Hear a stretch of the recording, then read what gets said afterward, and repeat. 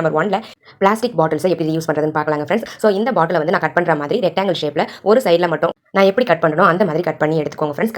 பாருங்க ஃப்ரெண்ட்ஸ், இந்த மாதிரி தான் கிடைக்கும் உங்களுக்கு. இப்போ நம்ம இந்த பிளாஸ்டிக்கை ரிமூவ் பண்ணிடலாம். அடுத்தது நான் வந்து ஐஸ்கிரீம் பால்ஸ் வந்து எடுத்துருக்கேன். நம்ம ஐஸ்கிரீம் வந்து இந்த மாதிரி பாலில் வாங்குவோம் இல்லைங்களா, அதனுடைய மூடியை மட்டும் கழட்டி எடுத்துக்கலாங்க. இப்போ நம்ம இந்த மூடிகளை என்ன பண்ண போகிறோம் அப்படின்னு பார்த்தீங்கன்னா, இந்த ஆர்கனைசர் வந்து ஸ்ட்ராங்காக வந்து நிற்கிறதுக்காக இதை யூஸ் பண்ணிக்க போகிறோம். பாருங்கள், இந்த மூடிக்கு மேலே க்ளூ அப்ளை பண்ணிவிட்டு இந்த மூடியை நம்ம கட் பண்ணோம் இல்லைங்களா, அதுக்கு ஆப்போசிட் டைரக்ஷனில் வந்து இருக்கக்கூடிய அந்த பிளாஸ்டிக் பாட்டிலில் ஒட்டி எடுத்துக்கோங்க ஃப்ரெண்ட்ஸ். இதே மாதிரி ஃப்ரண்ட்டில் ஒன்றும் பேக்கில் ஒன்றும் இருக்க மாதிரி ஒட்டிட்டீங்க அப்படின்னா உங்களுக்கு இந்த ஆர்கனைசர் ஸ்ட்ராங்காக நிற்கும், உருண்டு போகாமல் அப்படியே இருக்கோங்க. பாருங்கள், நான் ஒட்டி முடிச்சிட்டேன். இப்போ நம்ம இதை கொஞ்சம் அழகுபடுத்த போகிறோம். பாருங்கள் எவ்வளோ அழகாக க்யூட்டாக இருக்குன்னு சொல்லிட்டு. ஸோ இந்த மூடி வந்து பார்த்தீங்கன்னா உங்களுக்கு வளைஞ்சிருக்கிறதால பார்க்கவும் கொஞ்சம் அழகாக இருக்குங்க. இதுக்கு மேலே வந்து பார்த்தீங்கன்னா ரெட் கலர் பெயிண்ட் வந்து நான் அப்ளை பண்ணி எடுத்துக்க போகிறேன் ஃப்ரெண்ட்ஸ். இப்போ நம்ம வீடியோக்குள்ளே போகலாம். பாருங்கள், நம்மளுடைய க்யூட்டான சூப்பரான ஆர்கனைசர் ரெடி ஆயிடுச்சு. இந்த ஆர்கனைசரில் நம்ம கிட்ட இருக்கக்கூடிய ஃப்ரூட்ஸ் எல்லாம் வந்து ஆர்கனைஸ் பண்ணி ஃப்ரிட்ஜில் ஸ்டோர் பண்ணி வச்சுக்கலாம். அப்படி இல்லைனா உங்களுடைய டைனிங் டேபிளில் இதை வந்து அழகாக ஃப்ரூட்ஸ்லாம் போட்டு வைக்கக்கூடிய ஒரு ட்ரே மாதிரி யூஸ் பண்ணிக்கலாங்க.